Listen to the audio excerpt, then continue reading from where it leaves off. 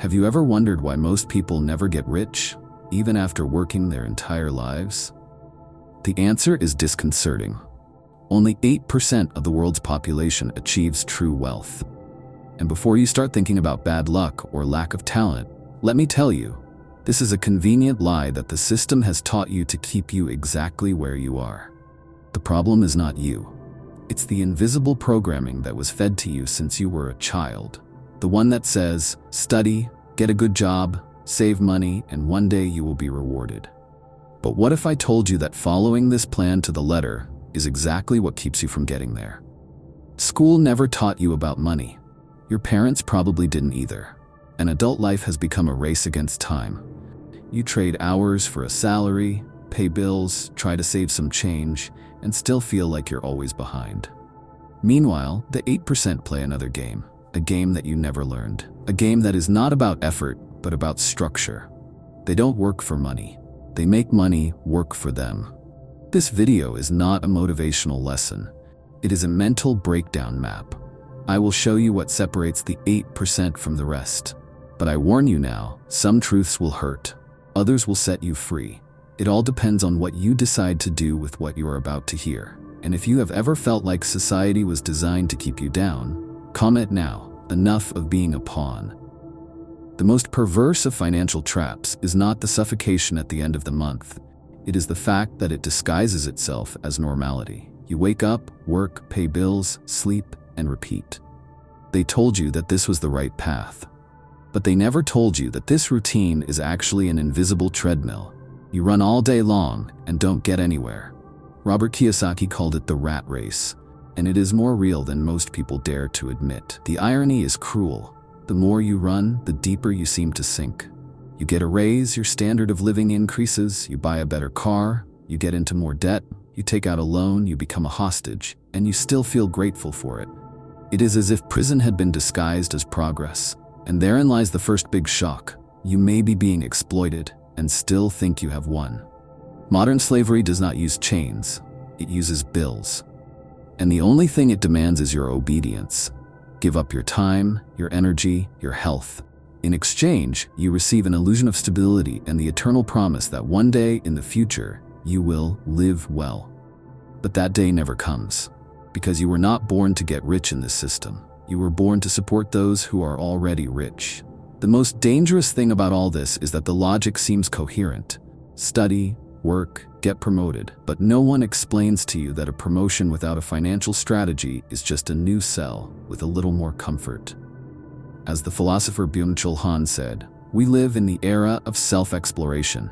The individual believes he is free because he forces himself to perform, sacrifice, and run, all on his own.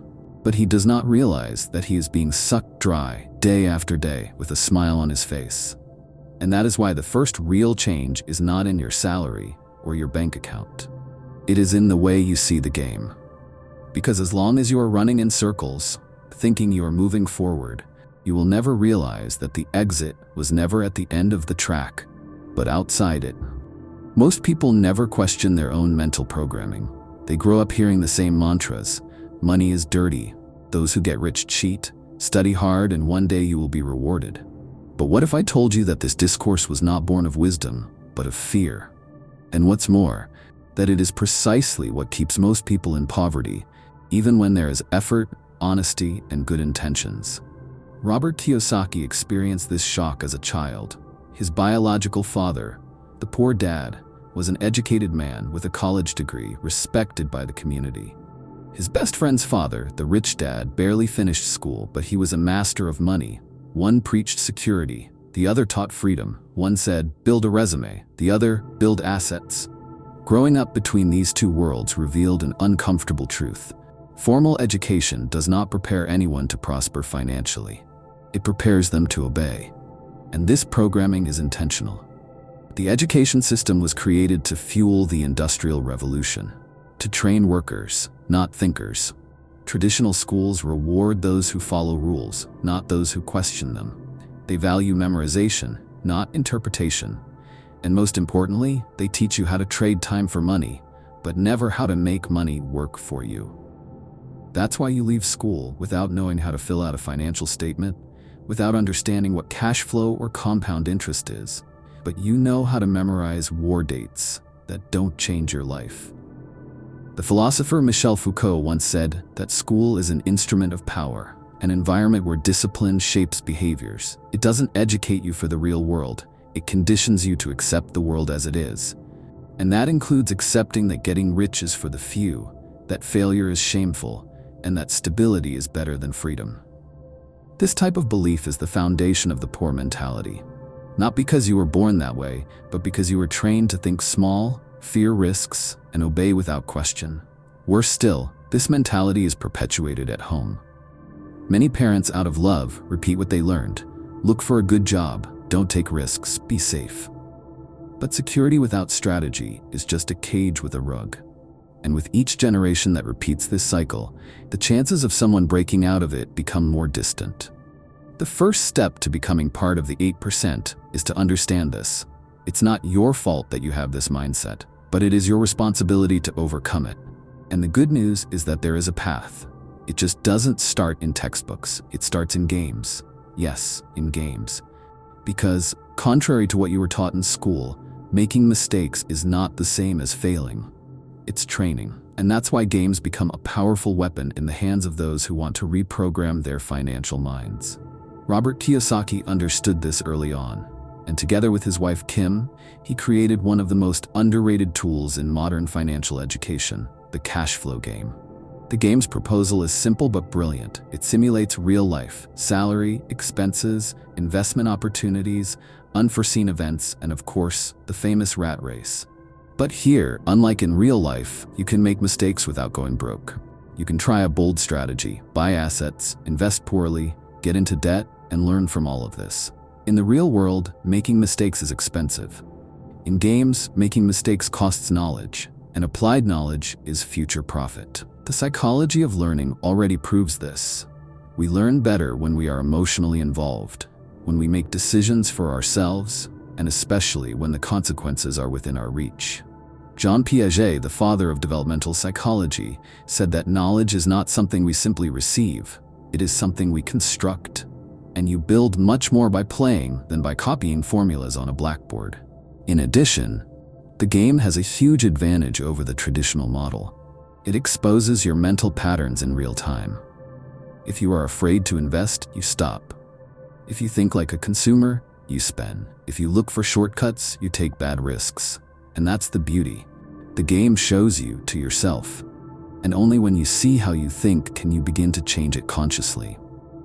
Kiyosaki understood that the key was not to teach you what to think, but to teach you how to think like a rich person. And this skill, like a muscle, only develops with practice. Playing is not a game, it is mental warfare training before entering the real financial field. Because only those who make mistakes in the game play with an advantage in life. When you play attentively, something disturbing happens. The game gives you a mirror. Suddenly, you realize that you hesitate when faced with an opportunity because you are afraid, that you would rather keep your cash flow safe than risk creating an asset, that you always wait for external instructions to act, as if you were still in a classroom waiting for the teacher's signal. And that's when something snaps. You understand that the problem was never the lack of money. It was the way you learned to think about money. This is the first awakening. The point at which you begin to realize that even in real life, you act exactly as you did in the game. With fear, with caution, with blind obedience to the invisible rules that someone wrote for you. You consume before investing. You save without strategy. You work without building anything that is truly yours. And when a chance to multiply comes along, you think, what if I lose? But you don't think, what if I learn? This is where the division between the 92% and the 8% becomes clearer. The 92% live on autopilot. The 8% live in a state of consciousness. They know exactly why they do what they do. They see cash flow as an ecosystem. They know where their assets are, why they bought them, what they plan to do with them. They think long term. They know that freedom is not the absence of work. It is the right to choose what to do with your own time. The awakening hurts because it shows you that you were never really in control, but it also liberates because it reveals that the game can be relearned. That mentality can be rebuilt. That wealth is not an inheritance, nor a coincidence. It is the repetition of correct decisions supported by a logic different from that adopted by the majority. And once you see this, you can no longer unsee it. You no longer go into a store like before. You don't listen to your boss like before. You don't spend like before. Because now, every action carries a question that the 8% ask themselves all the time. Does this bring me closer to freedom, or slavery disguised as comfort? If true freedom lies in building systems that generate money even when you're not working, then there's a tool that works as a map of that system. And no, it's not a finance app or a colorful Excel spreadsheet.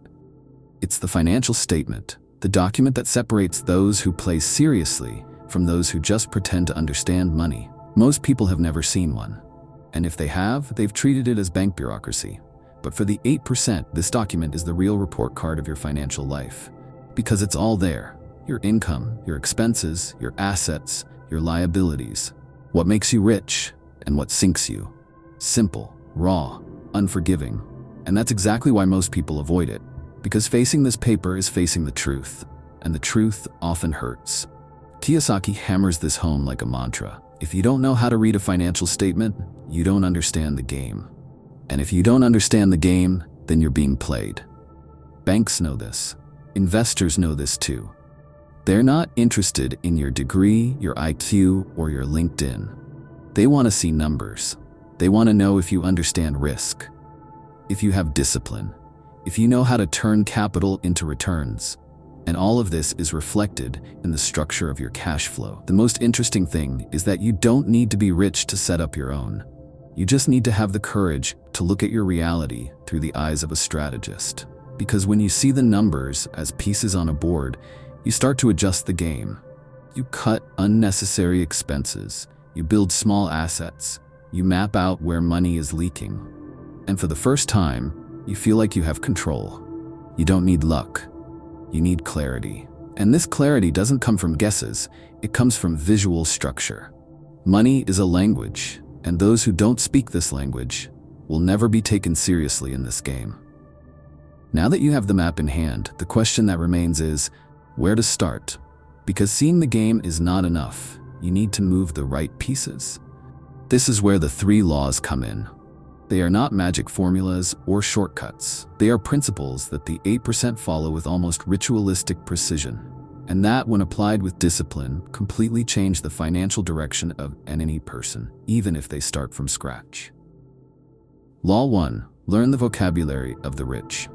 Money is not just math, it is language. And the rich speak a language that most have never learned. They think in terms like leverage, cash flow, profitability, scalability, while the rest think in terms of price, installments, and salary. The first law is to master this new grammar. This starts with reading. Read books, not just about finance, but about mentality. Study simple balance sheets. Listen to those who have already won. Because if you keep talking like a poor person, money will never understand you. Law 2. Play and fail in a safe environment. This is one of the most ignored truths. Making mistakes is essential, but making mistakes in the right place. That is why cash flow is so powerful. It allows you to simulate financial decisions, try out strategies, and fail without ruining your life. And what's more, it develops your financial emotional intelligence. Because most people don't lose money due to lack of knowledge. They lose out of fear, greed, and impulse. Playing is mental rehearsal. It's strategic training. Those who play already enter real life with a repertoire. Law 3. Build endless assets. The third law is where most people fail. People wait to accumulate a lot of money before investing. The 8% do the opposite. They invest early on, even if it's a small amount, and build scalable assets. It could be an info product, a niche page, a simple property, a digital franchise, creative royalties, a lean company, or even a channel like this one. The point is, you need to create something that works even without you present. Because as long as you depend exclusively on your effort, you're just a worker with a better salary. These 3 laws don't require genius. They require awareness, consistency, and courage. And the most ironic thing? They are simple. Too simple for a system that prefers to confuse you, but complex enough that only the most attentive can apply them. And that is why most people never get there. Because while they wait for the right moment, the 8% create, test, adjust, and win in silence. If you've come this far thinking that the 8% always get it right, it's time to shatter that illusion. Because the truth is much more brutal and more liberating. The 8% make more mistakes than the 92%. The difference? They make mistakes faster. And they make mistakes to learn, not to punish themselves. While most people avoid mistakes as if they were sins, they see them as a laboratory for growth. Robert Kiyosaki repeated this idea countless times. Schools punish mistakes. The market rewards those who learn from them. And this is one of the biggest gaps between what you've been trained to think and what actually works in the game of wealth. Because in the real world, you don't get paid to get a degree. You get paid to solve problems. And no problem is solved without trying, without risk, without discomfort. The poor mindset sees mistakes as personal failure. The rich mindset sees mistakes as strategic feedback. This is what Ray Dalio, one of the world's greatest investors, calls the evolution cycle. You try, you fail, you reflect, you adjust, and you grow. Growth is not about getting it right. It's about having the courage to put yourself out there. Want to know why so many people live in stagnation? Because they want absolute control before they act. But wealth is not built with guarantees. It is built with movement. You don't need to be perfect. You need to be tested. Because only those who take risks, even if they lose, are, in fact, playing to win. Financial slavery is subtle. It doesn't hold you back by visible fear, but by a comfortable routine, the false sense of security, the monthly deposit that sustains your stagnation zone, the approved credit that intoxicates you for a while, the promotion that keeps you in the cage for even longer. But now you know, all of this is a fantasy created to look like victory, when in fact it is a deviation from true freedom. When you start thinking like a strategic player, everything changes. You stop chasing money and start building paths for money to come to you. Your decisions are no longer emotional but structural. You no longer spend on impulse. You invest with intention. You don't seek status. You seek results. Each step is calculated. Each asset is thought of as a piece of a larger game. This transition is more mental than material. Before you have a company, you need to have an entrepreneurial vision. Before you own real estate, you need to think like an investor. Change comes from within. And it's this internal shift that the 92% never make. Because it requires courage, it requires responsibility, it requires saying, I choose to leave the programming, I choose to play another game. And once you enter this new game, there's no turning back. You start to see opportunities where before you only saw salary. You start to build while others just consume. Because now, finally, you are no longer a cog in the system. You are the one who is designing the system in which you will win.